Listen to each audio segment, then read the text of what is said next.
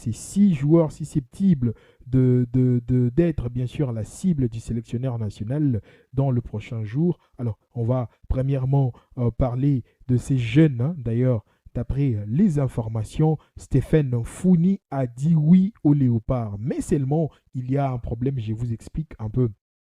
Rappelez-vous, il y a 3 mois en arrière, il y avait cette information comme quoi la famille de Stéphane Founi, le joueur qui évolue du côté de Manchester United, la famille, elle est prête de leur côté de voir leurs enfants jouer en faveur de la République démocratique du Congo. Mais il y a un fait, mais il y a un problème, c'est que les joueurs actuellement sont représentés généralement par les agents qui sont là pour faire des choix presque à la place de joueurs. Rappelez-vous du cas du fils de Biscotte Mbala, que son agent a dit non par rapport à l'appel de la RDC U23. Guy Boukassa qui a fait appel à Nathan Mbala, son agent a dit non. Et c'est presque un cas similaire avec ces jeunes Stéphane Founi, qui est prêt, bien sûr, à rejoindre la sélection congolaise, mais son agent qui récale. Alors, cela va sûrement demander l'intervention du sélectionneur manager Sébastien Desabre d'y aller justement pour aller convaincre Stéphane Founi et sa famille, bien sûr, pour aller briser les lignes, pour enfin prendre Stéphane Founi et le ramener, bien sûr, en sélection congolaise. Moi, je pense que si le joueur est prêt pour jouer en faveur de la RDC, je pense que c'est déjà une première chose positive. Et si le sélectionneur prend la peine de se déplacer jusqu'en Angleterre, je pense que les lignes vont vraiment bouger alors de manière très très rapide pour Stéphane Founi qui est de retour à Manchester City. Il revient d'un prêt du côté de Watford FC en Angleterre où d'ailleurs il a croisé plusieurs joueurs congolais, notamment Jérémy Ngakia, Edo Kayembe ou encore Marc Boula.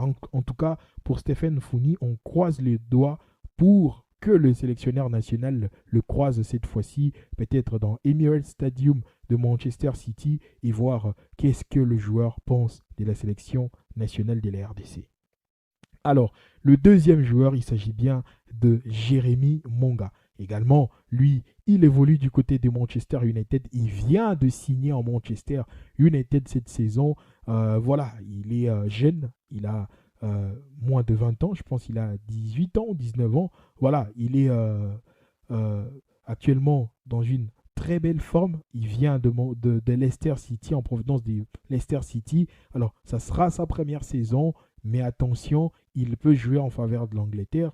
Il peut jouer, d'après certaines personnes, que sa maman aurait également les origines zambiennes, mais il y a des gens qui m'ont confirmé de la nationalité congolaise dès son papa qui fut ancien musicien dans Zaiko Langalanga. Attends, dans OK Jazz, voilà, dans OK Jazz, pas Zaiko Langalanga. Voilà, c'est quand même très intéressant pour Jérémy Monga, un attaquant très percutant, voilà, du style Brian Sipenga, mais plus jeune et qui est dans le haut niveau. Je pense qu'il peut être, voilà,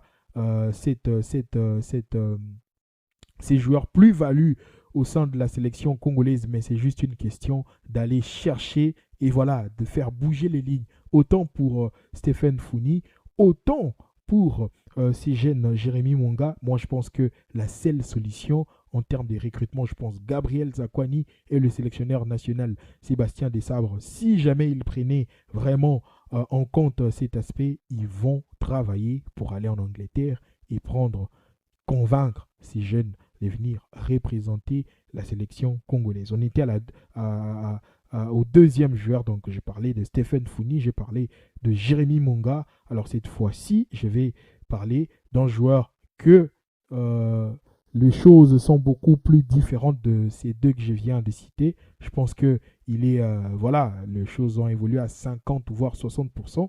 Il s'agit bien de Jafté Tanganga. Lui d'ailleurs, les sélectionneurs avaient fait le premier pas. Voilà, malheureusement pour lui, il n'était pas accessible au premier pas du sélectionneur. Là, lui-même, il revient maintenant pour refaire les choses avec la sélection congolaise. Lui, par contre, je pense qu'il faudrait juste réajuster quelques petits détails pour passer finalement dans de choses beaucoup plus sérieuses avec la sélection congolaise. Voilà, ça peut aller très vite, hein, son changement des nationalités. Il s'agit bien des Japhet Tanganga. Japhet Tanganga, qui est actuellement le capitaine de Sheffield United. On pense bien que Japhet Tanganga va renforcer la sélection nationale. 27 ans, voilà, il n'est pas si vieux que ça. Il a encore quelques années devant lui. Il peut justement renforcer ces secteurs où on retrouve Axel Toinzebe, Chancel Mbemba, tous deux un peu vieillissants, qui sont presque à la sortie de leur carrière. Je pense que le relais peut être pris par Japhet Tanganga ou encore un autre joueur qu'on venait à peine de citer ici pendant l'actualité. Je parle bien de Willy Kambola. Je pense que le cas Japhet Tanganga est un peu plus allégé que les deux premiers cas que je venais de citer. Alors, le quatrième joueur, je vais parler de Stephy Mavididi. Ouais, les gens sont un peu dégoûtés du joueur, c'est vrai, mais voilà, ça reste une option. Actuellement, il est en troisième division avec Leicester, mais il reste quand même ce joueur-là que la RDC a tant cherché, et peut-être que le dénouement vient à peine d'arriver. Le joueur commence à suivre la Fédération congolaise de football association sur Instagram. C'est déjà un point très convaincant. Lui, par contre, je pense que les choses à l'heure actuelle, là où nous en sommes, je pense que les choses vont aller un peu, voilà, si hein, la RDC veut vraiment l'avoir, je pense que ça sera un peu moins compliqué qu'il y a 2 ans, 3 ans en arrière, que la RDC peinait à avoir Stephy Mavididi. Aujourd'hui, si la RDC veut avoir Stephy Mavididi, avec tout ce qu'on a comme signal de la part de ce joueur, je pense qu'on est à 70% de l'avoir. C'est juste une question d'organisation. Je pense bien que Gabriel Zakwan également y travaille. Je vous ai dit dans ma dernière vidéo,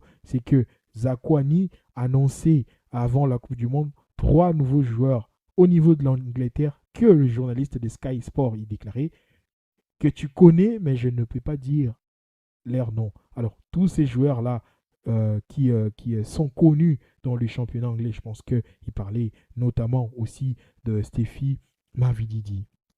C'était le quatrième joueur. Alors, il me reste encore 2 joueurs pour clôturer cette liste de joueurs susceptibles. Bien sûr, le joueur évoluant en Angleterre, le joueur évoluant en Angleterre, qui ont également les origines en termes de nationalité sportive anglaise. Donc, il reste 2 joueurs. Alors, ces 2 joueurs, je parlerai en premier de Romeo Lavia. Romeo Lavia, il y a beaucoup de choses autour qui se sont passées. Mais voilà, moi, à mon avis, en tout cas, je pense que Noah Sadiki serait un vecteur très important sur l'avenir de Romeo Lavia, qui est son ami. Ils ont été ensemble en Belgique. Je pense que la RDC y travaille un peu de manière très discrète. Et j'ose croire que Sébastien Desabres, il nous montre que souvent, ce qu'on a comme information, je pense que nous avons 30 ou 40% de ce qu'il fait comme travail, Sébastien Desabres. En interne, il en fait beaucoup plus que l'on pense au fait. Il y a des gens qui pensent qu'il ne travaille pas, mais il le fait un peu plus. Qui savait que Sébastien Desabres était parti jusqu'en Belgique pour convaincre Mathieu Polo?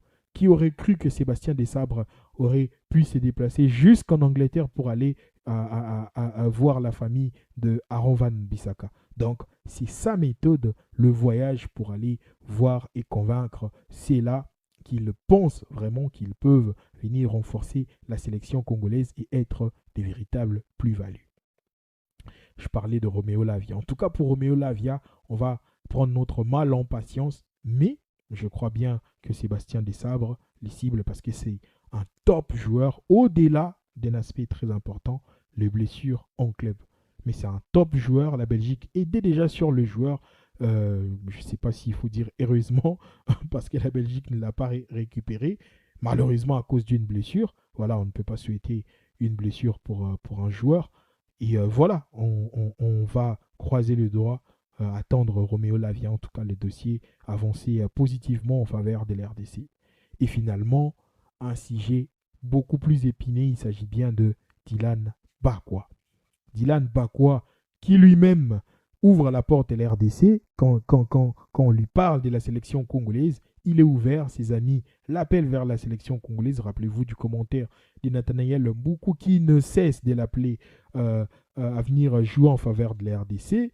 Mais sa nationalité d'origine serait du côté du Congo-Brazzaville. Alors moi, je pense qu'aujourd'hui, c'est un choix. Le joueur doit faire un choix entre le Congo-RDC, s'il a bien sûr les origines congolaises, et le Congo-Brazzaville, voilà, qui est presque certain que sa maman est du Congo-Brazzaville, son père également. Après, on ne sait pas la dimension peut-être en termes de grands-parents, voilà, qui peuvent être congolais de Kinshasa. Voilà, ça arrive, hein, ça arrive presque à 80% des familles, on retrouve, voilà, certaines origines dans notre, voilà, famille.